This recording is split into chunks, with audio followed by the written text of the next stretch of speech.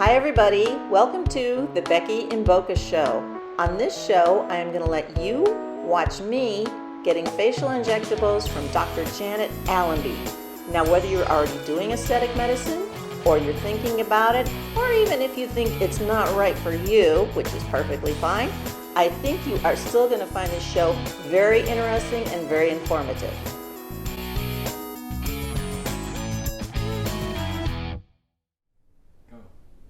Hi guys, thanks for tuning in. This is a fun show. I'm going to show you exactly what happened when I went to see Dr. Janet Allenby for facial injectables, and she even gives us a little lesson in how to shape our eyebrows. So this is worth watching. And I want to tell you, she even came up with some things for me that I wasn't even aware I could do. For example, one of my upper lip was always a little bit off, and it turns out it was because one of my teeth was pushing on that side of the lip. So she was able to correct that with filler. She was able to get rid of some old filler that was right under my eyes and causing puffiness. So the overall experience was wonderful. I'm going to walk you through it, and we're going to start with a little before to show you what I looked like before, and I think you're going to enjoy the show. So here we go. Okay, I'm showing you the before of my face, before the injectables. See, I have lots of fine lines on the forehead. My lips are kind of thinning and kind of turning down, and a little less volume, I think mainly on this side of the face. So doctor's gonna fix all that. The key to looking really amazing is making everything proportional, and that's where the golden ratio really comes in. Okay. So we're trying to make sure that everything's balanced. When you have balance, you end up having symmetry, and you have the brain just likes balance, and it likes when you're proportional. I see. Okay. And then you go like, oh, it feels so good to look at somebody who looks like that, or balanced, even as much as we all kind of are pretty hard on ourselves in the mirror, you'll look in the mirror and go like, oh, I like this, I'm balanced feeling. So what I normally do is I start with the main area, which is between the eyes, and this is a constant on everybody. You can't make the eyes wider or closer together. So this is our starting point, is just kind of finding the width between the eyes. And everything has to kind of relate to that width. I usually start with eyebrows because that's usually the framework of the eyes. Eyebrows should really start right at the punctum, which is right here. Okay, so if you made an imaginary line or you made a line, that's what it would look like. Yours are good because the person who worked on your eyebrows, they brought them in a little, and as we age, we usually lose like even a finger. Yes, that was happening to me. Yes, that's very common. The high point of the eyebrow at the arch should be right here, and I'm going to make a line here, and we're going to just check it. It happens to land right where your eye, the eye color, the iris, it's about right there. That's where you're supposed to have the high point of the arch. When you see the arch coming high here and out here, it's going to draw the vision down, and it's going to make you look down. We don't want down. We always want up. So we want it more up. Oh, okay. Yes. So what we're going to do is we're just going to connect the dots. So it's going to look a little exaggerated, and then we just clean it up after. Even if you have the tattoo, you can kind of modify it. So if we kind of do this shape, see how it's, see the difference on this? I do. Always remember, this should be lower than here, okay? Because if it goes down lower, it's going to be either surprise or clown.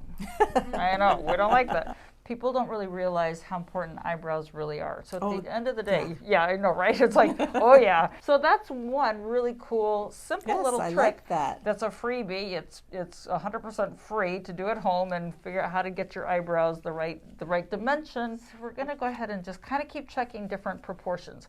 Okay. So we're checking the between the eyes because that's our 1. This is 1.618, or I could do 1, and this is 0.618. It's always 1 to 1.618. It's called phi. You have a very high forehead for your face, and you know it. She knows it. This is as we age, it's so wonderful, this aging process. It's so awful. It's just so much work. We also have more angle in here. So if you why is that? Not a lot of people don't ask that question. I'm afraid of what you're going to say. The reason we lose this angle is because as we age, we are pulling on the bone with our muscles because we're talking and we're looking and we're laughing and we're making all these facial motions, and it's always pulling, and it remodels bone just like it does in our spine and our hips when we have a broken hip because we have osteopenia or osteoporosis.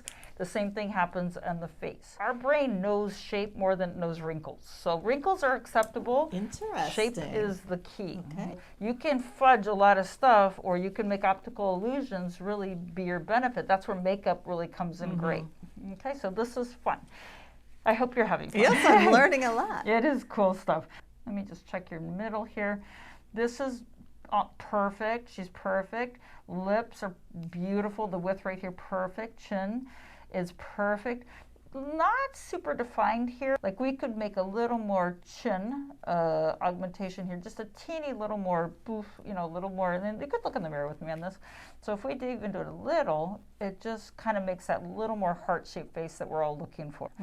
The mouth should be the inverse of this, which is the 1.618. What about the corners of the mouth turning down? We don't like those. No.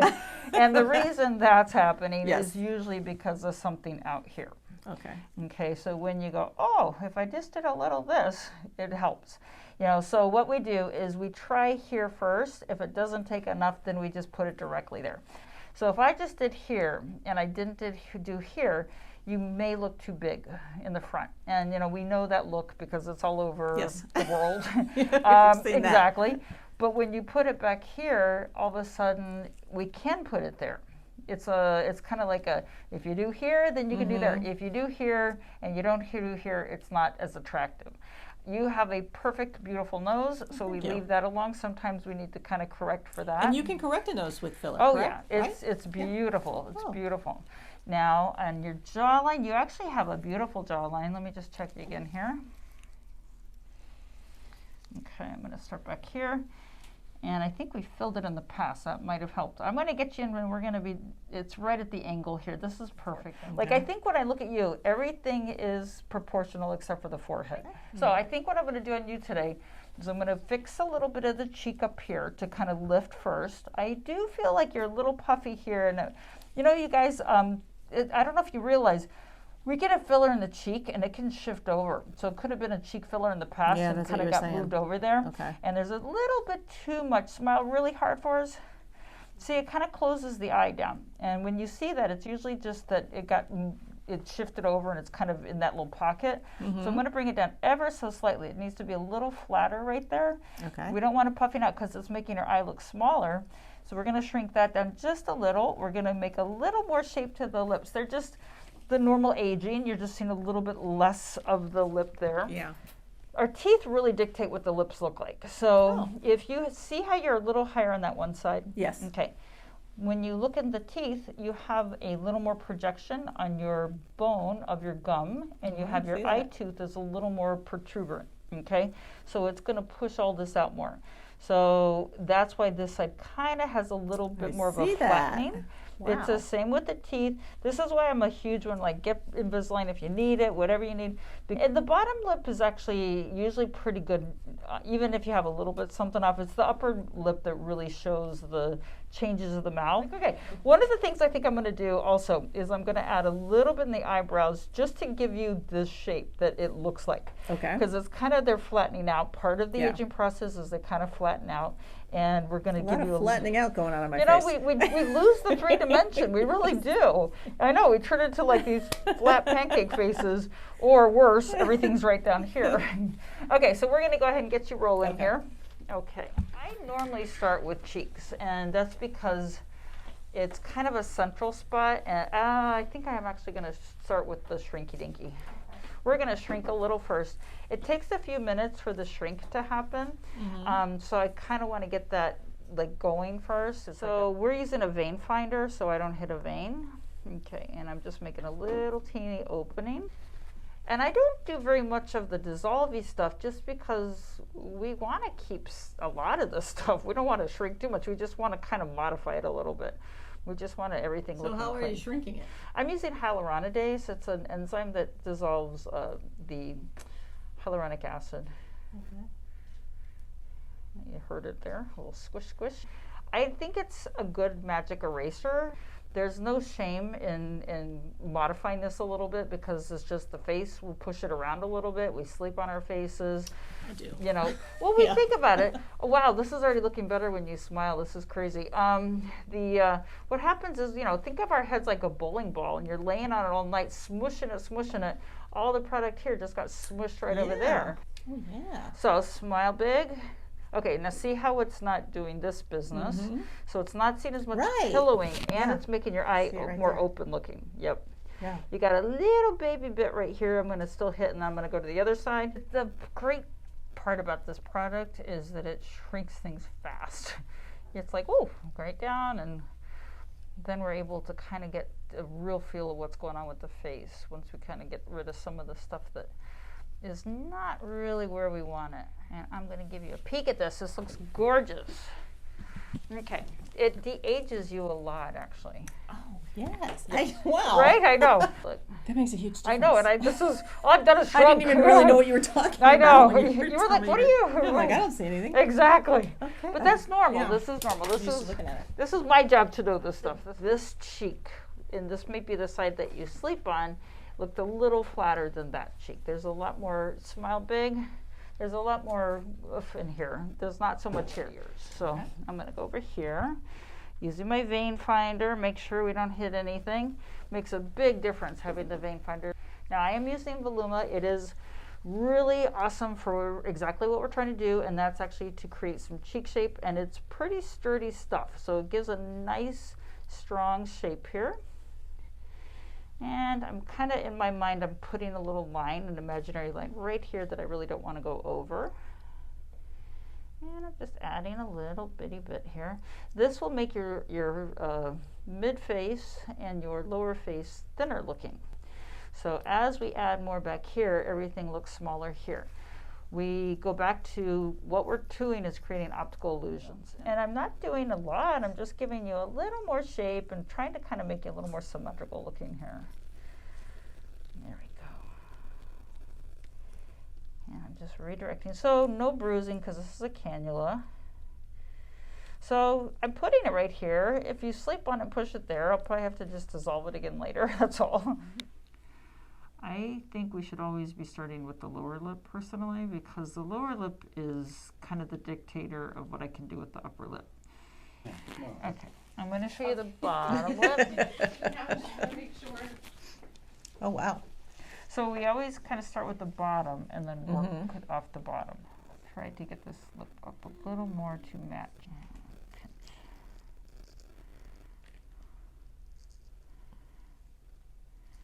So with the lips, we're trying to kind of get the proportion we're trying to get that's appropriate. And two, we're just trying to fill it in so we don't have little crinkles, because that's fairly aging on us. You're going to feel this a little. I'm sorry. I'm just kind of outlining your lips just slightly here. Put a drop in the corners here. You can keep icing her. She'll like that. Yay, looking better. Okay. We're going to all rotate. Why is it that the lips are so sensitive? Oh, because they're meant for kissing, not for poking needles in them. Gently open. Okay, so the corners are always a little difficult. You're trying to do a little in the cheeks to lift up the corners some, but usually it only works so much, and you're just trying to kind of pop them up. We're going to just try to, as much as we can, getting both sides looking as normal equivalently to each other. Wow. Yeah, and then just subtle. Yeah. Nothing crazy. Is this the kiss? Yep. Yeah, the kiss is, and I know we've done that in the past, this is such a pretty one. The kiss is, and it's an elegant product. Now, if you go bigger, this asymmetry shows more, so we don't want to go any bigger than that. I am going to try to fill the bottom just a squirt more here, because I think it's kind of rolling underneath. So if we can't change something, then we camouflage. And nothing's wrong with that. I am going to go in here and see if I can pop it up just a drop more. I'm sorry. And I'm just trying to support it like the tooth is over there. Anything more than this, I think we're getting into bad zone. I'm stopping with that. I have a little bit of the other product. I'm going to put a drop of it up here. It stays pretty decently up there. You okay? Mm-hmm. I'm not killing you? Mm-hmm. You are one good patient. So I can put a pretty good dopple of it in there. And then just spread it out. I want to put a drop in your chin because I want your chin just to have a little more projection. And I'm going to come from underneath, chin up just a little. Sorry. Good. Chin doesn't like all this. So get out. Run, Forrest, run. We have after that Botox and you're done. So you are in the home stretch. Wow. Isn't that cool? Yeah. She's heart-shaped again. Yay!